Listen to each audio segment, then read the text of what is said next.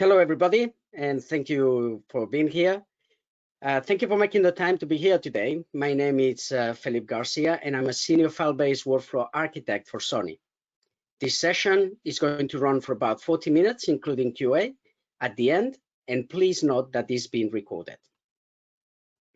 You can ask written questions anytime using the chat option in the webinar. You may receive a written answer, or the moderator may ask us directly at the end of the webinar. This session is going to run for about 40 minutes, including QA. And at the end, please note that it's been recorded, but I already said that, sorry.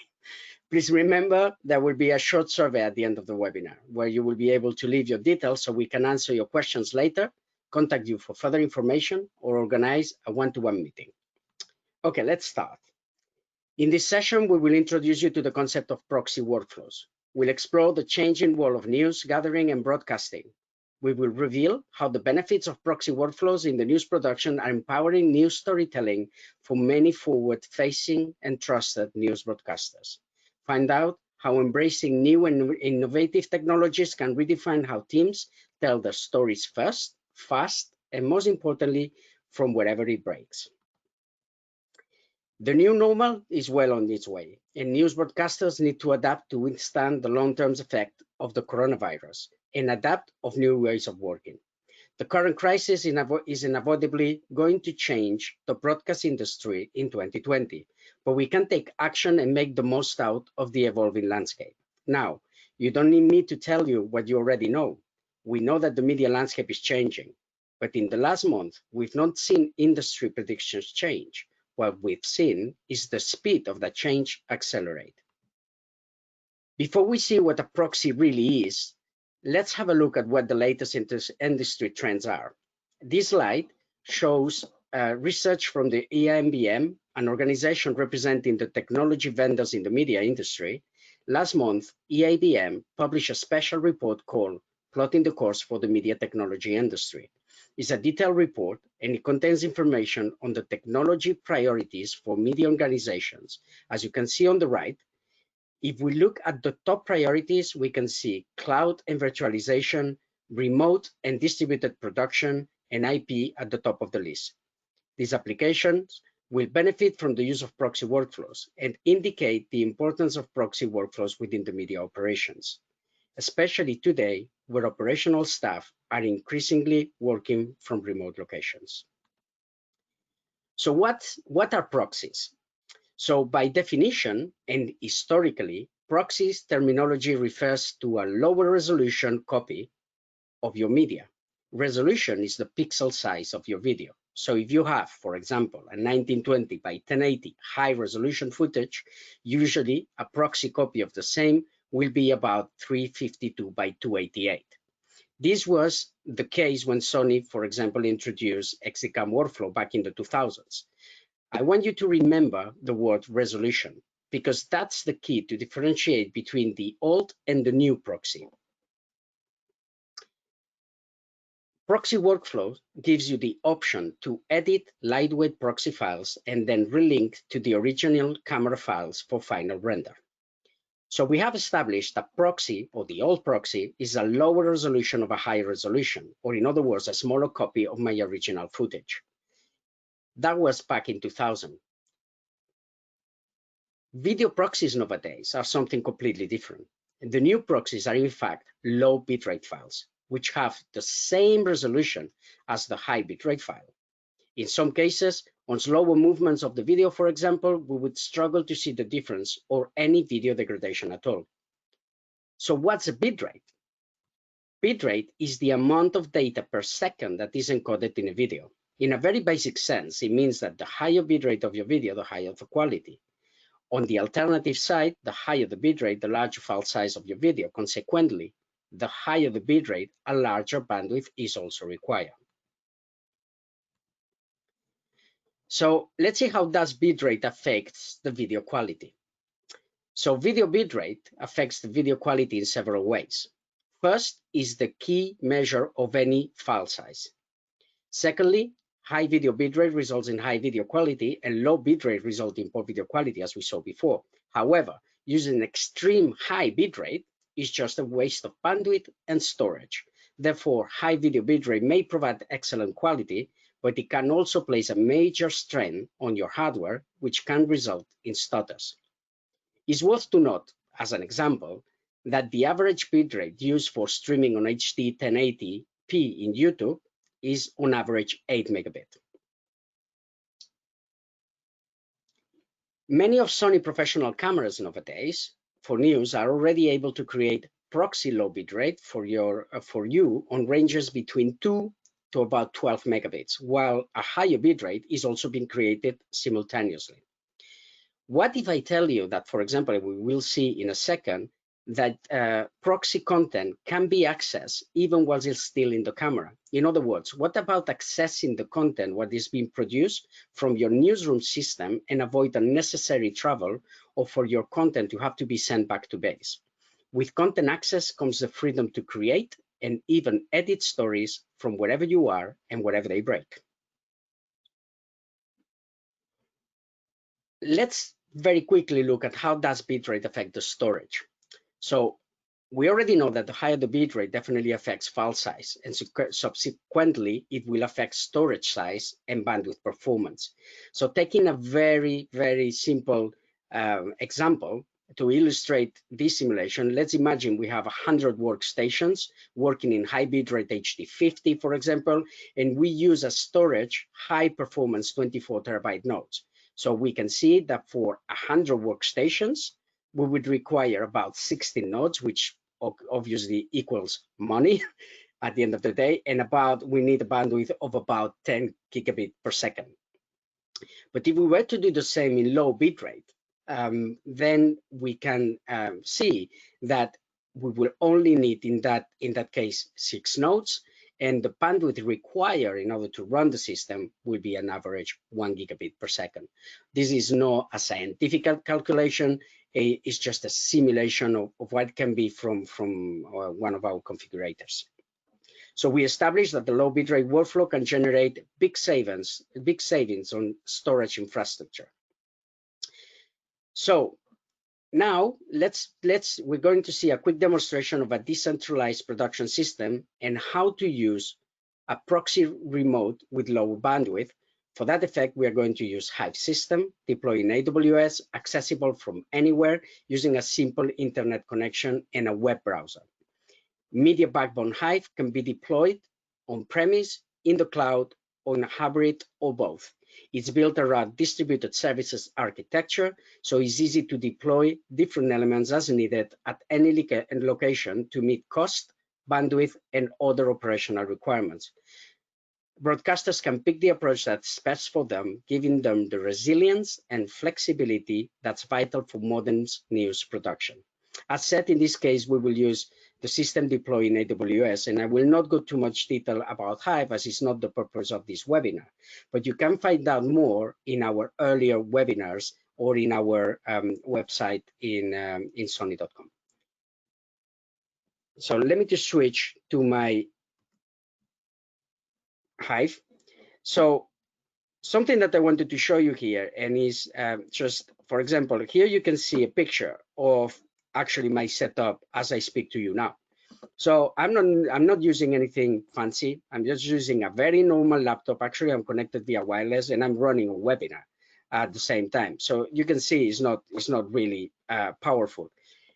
But what I want to show you here is, like, for example, this is Media Backbone Hive. It's a content management system. As I explained, I'm accessing it via web browser. So I'm not using any kind of VPN. It's just a web browser.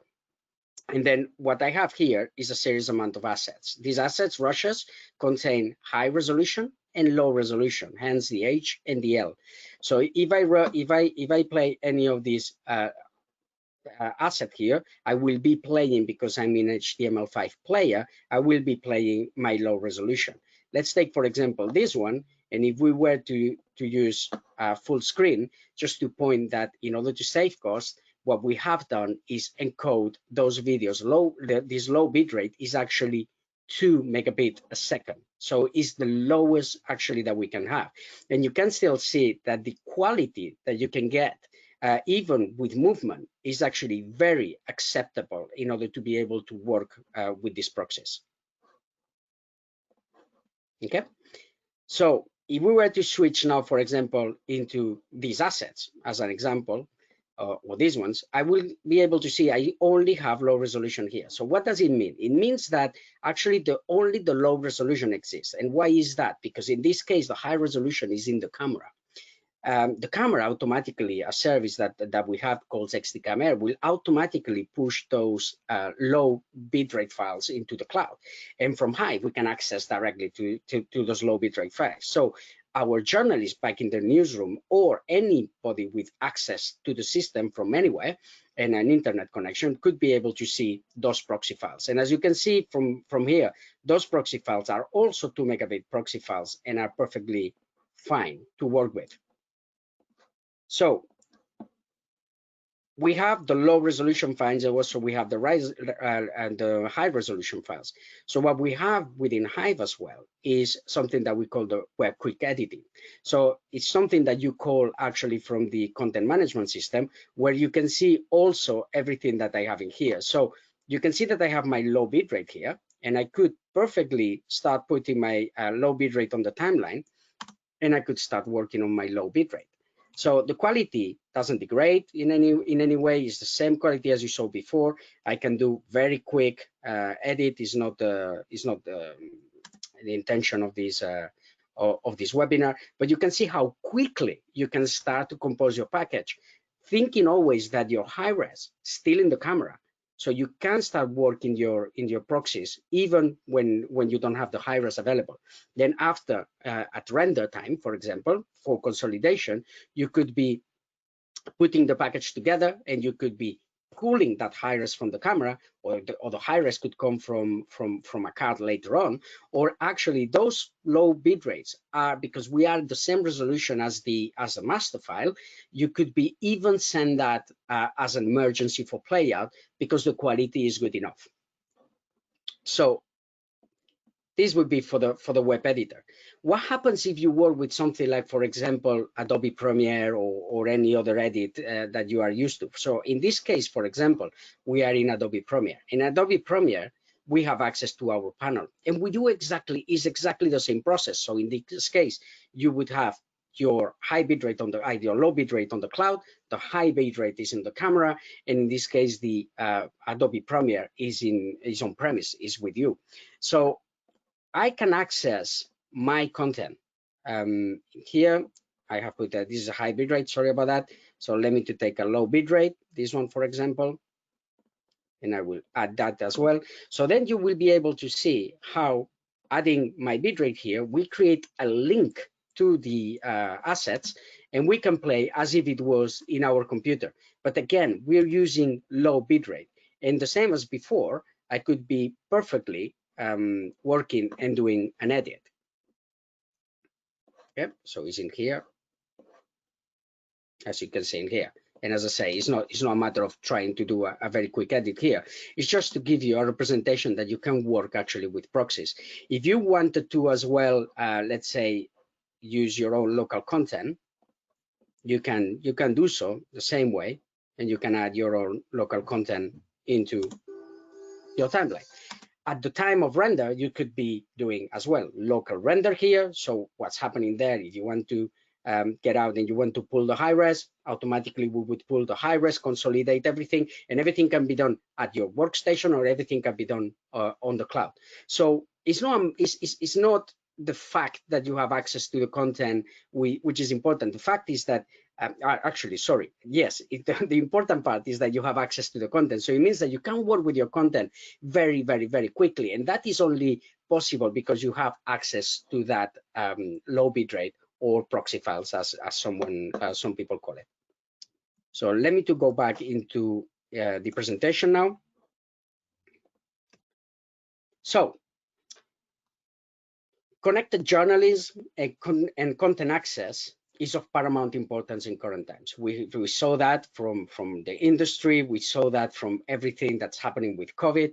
So we hope that with this small presentation and demonstration, you have seen the benefits and understood a little bit better Sony's strategy of using high quality, in this case H.264, soon to be H.265, low bitrate files, and the benefits it may bring to your current workflow. Connected journalism is all about having fast and immediate access to your assets from anywhere.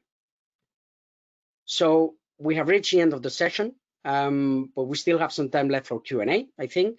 I believe my colleague Dave Hadley may have been answering already some of your questions on the chat, but he maybe have some questions for us to answer. I don't know. So Dave, over to you. Yep. Hello, Philip. Thank you for that. Got 2 or 3 questions here that have come up. Couple linked to wireless proxy workflows. So you mentioned XDCAM Air in your presentation. Does that mean you're taking the proxy files wirelessly from the camera and using them in the production system for editing and rendering? Okay. Well, yeah. In this case, we were using XDCAM Air. So XDCAM Air, what it does, it sends the content to the cloud, and then what we can do is just to see that content and use it as it was a network storage device. So we are using the content without pulling it in this case, and what we're doing is we only pull the content when it's needed for rendering, if it's needed in this case. That answer the question, you think, Dave? Sort of. So basically, the files are being wirelessly connected from the camera up to the cloud, and Correct. we're accessing them in the cloud. Yep. Exactly. Yeah. Correct. Sorry, I wasn't clear enough. No. Yes. And linked to that is, so once they're in the production system, Yeah. if I don't have the high bit rate, can I use the proxy files for rendering to social media? And are they good enough to actually take to air for television as well? Yeah, well, so the ideal scenario is that your high bit rate is with you, because the higher the quality, the better. That we established that. But yes, the answer is yes. Of course, you can use your low bit rate as for social media is more than acceptable. The only thing that I would, for example, recommend is that at the source, so in the camera, as you can, for example, configure your camera from up to in general from 2 to 12 megabit. You can, if you know already or you want already get that content on air, even on linear television as soon as possible, have the higher the bit rate at the camera, then you will be able to get that proxy from the cloud and air it practically instantly. So my recommendation is that think through a little bit before, and then just have that higher bit and that lower bit rate a little bit higher on the camera. That will give you that extra peace of mind that your content is going to be good. Actually, we have one client that is only using low bit rate. It doesn't wait for the high bit rate. It doesn't need it, and the system is set up as at 8 megabit low bit rate, and it's going on air with this content. And it's good. It's good. Okay, so actually, if you think that's going to happen, put a higher proxy bit rate onto the camera. Exactly. And there's a question in terms of the old and new proxy formats in terms of the resolution. So yeah. Fundamentally, the premise here is that the proxy format is the same resolution as the original source file. So the old terminology that we used to use of high res and low res doesn't really follow anymore. Yeah, that's exactly right. So we shouldn't be calling it proxy anymore, because in reality they're not proxies. But that's a terminology standard that stays in the industry. So it's very difficult to get rid of proxy, but it can lead to confusion. So the old proxy, yes, is just a small copy. Is a lower resolution of a higher resolution, as the new proxy is just a lower bit rate of a higher bit rate with exactly the same resolution as your master file. Okay. And that was the questions. There's a question on is the proxy format more difficult to edit with than the high bit rate? And I've just answered this. Basically, we have clients who are running. It's easier to edit with the proxy format, just in terms of the bandwidth and the power of the PC or Mac required. And actually, we have clients who are running the proxy editor on less powerful PCs and less powerful Macs than they're running their main craft editor. Yeah, exactly. And if I can add something into that, so here we're talking here about news workflow. So news, we know what it is. We need the access. We need access to the content very quickly, but we usually don't use the files for color correction or for mastering or things like this. So in that case, the proxies or the low bitrate files will possibly not be appropriate due to the color space and things like this. But for news, yeah, it would be good. So yeah, the strength on the hardware and also on the way that you want to use the workflow that you want to use your files for news is fine to do it on so Proxy. less powerful editing machine required for the editor. Yes, correct. We also use the same editing application, whether it's with the Proxy or the hybrid rate, so that you know that the functionality that you work with on the Proxy is available when you do the render. Yeah, and effectively also the bandwidth of the storage is much reduced purely because of the lower bit rate. Yes, exactly. So it's a saving all around, to be honest with you. Okay. I don't foresee everybody to work only on low bit rate, but a good combination and ratio on the low bit rate workstations and high bit rate workstations is what will give you the best saving. So I don't know who asked the question, but that's something to think about. Okay. That's the questions answered. Okay. So I think that's it from my side, Philippe. Thank you very much, Dave. So before we go, and thank you for the ones who asked the questions. Before we go, please allow me to play a very short video case study from one of our clients that explains the benefit of proxy workflows in more detail, and you can hear that from a customer itself, and the benefits of workflow in their organization during COVID times, but also they think about beyond. So COVID has been very important, but beyond what's happened after COVID is something that we need to think about as well. So I will leave you with this video, and I will see you on the next webinar. Thank you very much for your attention.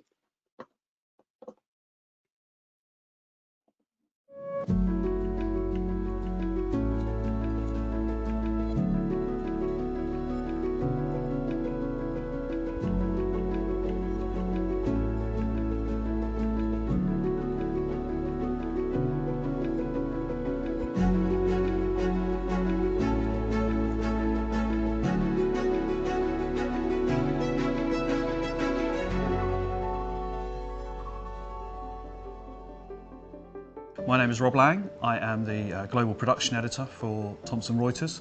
Reuters News Agency is one of the world's oldest and biggest news agencies.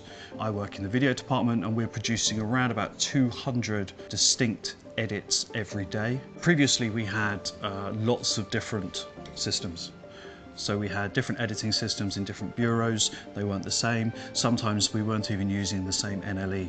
What we wanted to do is we wanted to create a unified system so that anybody working anywhere in the world could go anywhere else and just pick up and understand what to do. And by creating a system that allows that content to move very quickly to people who could publish it, we could give our people on the ground much more time to work on the stories there rather than on the production, which could take place anywhere. There's a bureaucracy around news gathering.